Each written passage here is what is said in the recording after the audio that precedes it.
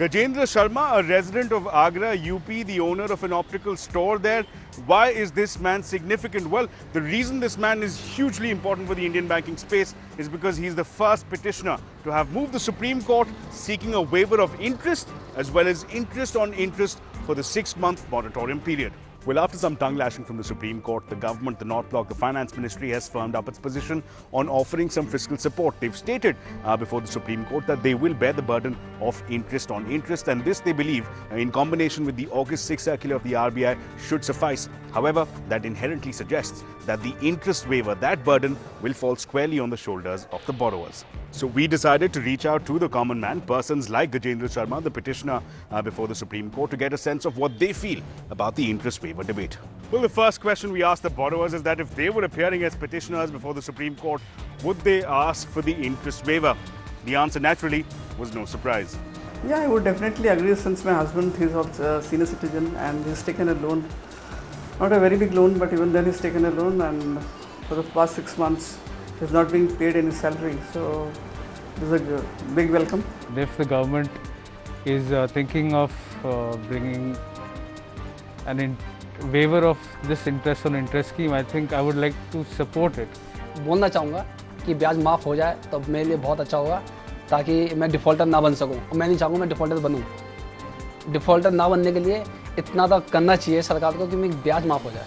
Well, this is where things get interesting. The RBI has warned the Indian Supreme Court that any such interest waiver will cost the Indian banks a mammoth 2 lakh crore rupees. They further go on to say before the Supreme Court that any such waiver, given that the banks don't print any money, will directly hurt the savings and the investments of the depositors.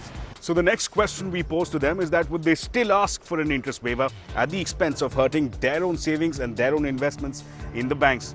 We got some interesting results. In this case, I would definitely want my savings not to be touched, because this is the only kind of earning which I have from the interest. Well, while she's clearly batting to protect her savings and investments, the others offer a compelling case for an interest waiver even at the expense of the depositors.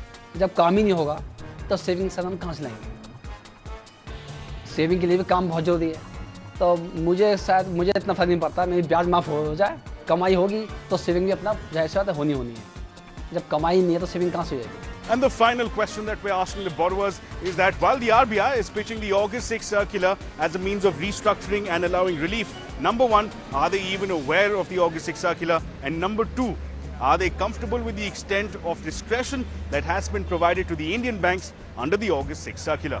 So I haven't heard about this restructuring process. So this process would be a little difficult, and what I think personally, it will become a bureaucratic process. I was not aware of it, but restructuring of loans, if it's completely up to the bank manager, I mean, I'm pretty sure it's going to be very difficult for a small businessman like me to get it restructured.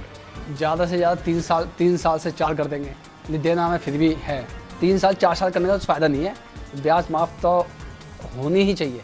While we seem to have a divided house with respect to whether or not to waive interest at the expense of the depositors, there is definite concern on the extent of the discretion that has been provided to the Indian banks under the August 6 circular. Either way, the Supreme Court finds itself in the unenviable position of deciding whether or not to grant an interest waiver while balancing the demands and concerns of all the stakeholders. So what fate awaits the likes of Gajendra Sharma from Agra, UP? Well, hopefully, the Supreme Court will give some answers on October 13th when it resumes hearing in this case once again. In New Delhi, Ashmit Kumar.